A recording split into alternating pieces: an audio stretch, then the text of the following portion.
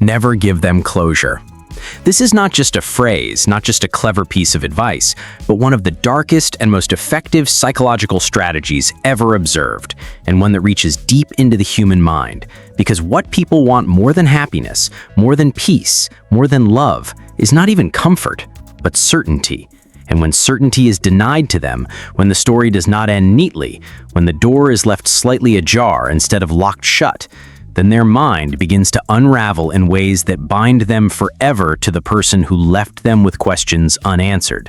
And this is precisely what Machiavelli, the ruthless observer of human nature, understood centuries ago, when he noted that control over the minds of others often lies not in what you give them, but in what you deny them. Closure feels like kindness. Closure feels like respect. Closure feels like the noble and decent way to end things. But the truth, Machiavelli would whisper, is that closure is mercy, and mercy is weakness. Because closure frees people, it unties them from you. It lets them leave the prison of uncertainty and walk away lighter, calmer, finished. When you give closure, you hand them the final page. You let them close the book. You allow them to file the memory neatly in their mind's archive. And once filed, it loses power.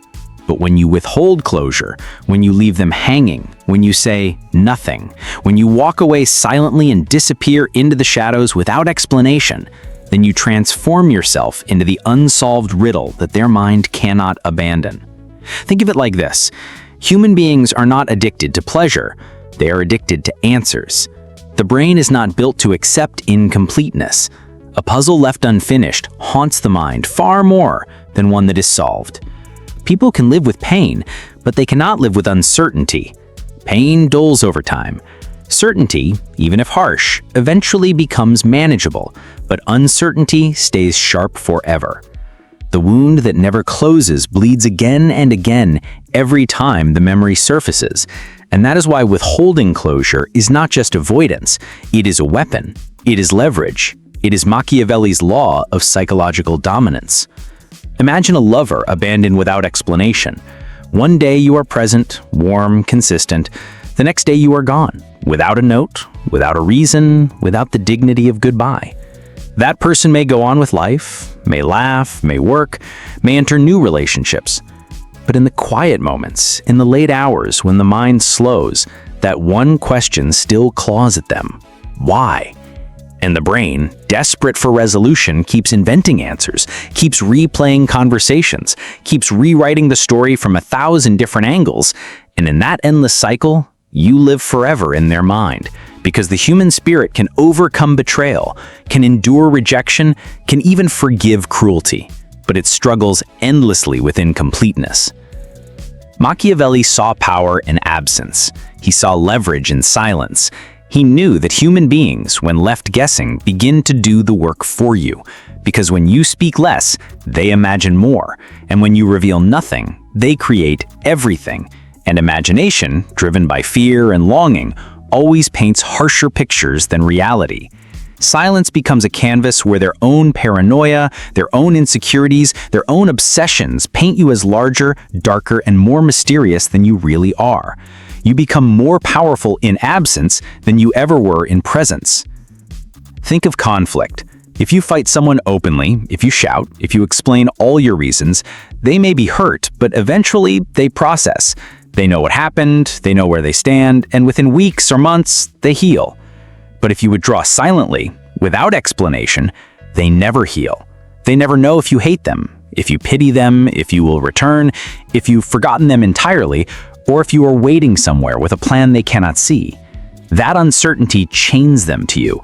It makes their mind your prisoner, and they become your captive without you lifting another finger. This is why Machiavelli would warn, never explain more than necessary. The more you explain, the more you free them. The less you explain, the more they remain bound to you. A complete story dies.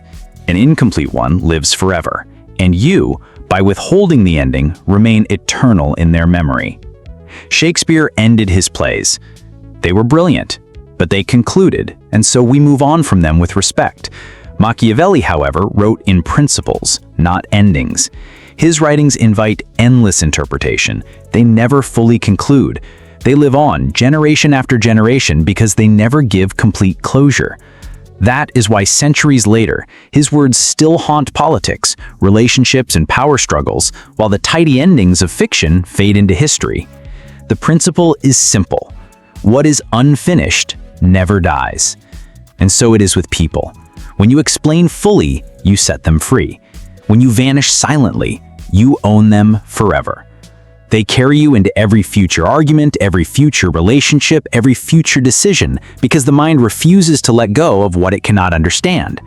That is why lovers abandoned without explanation often measure every future partner against the ghost of the unanswered question. That is why colleagues left in silence second-guess themselves for years, wondering what you thought of them. That is why enemies who never receive your explanation for leaving remain in a state of paranoia, always waiting for your next move. Closure is peace. Peace is freedom. But if you want power, you must deny both.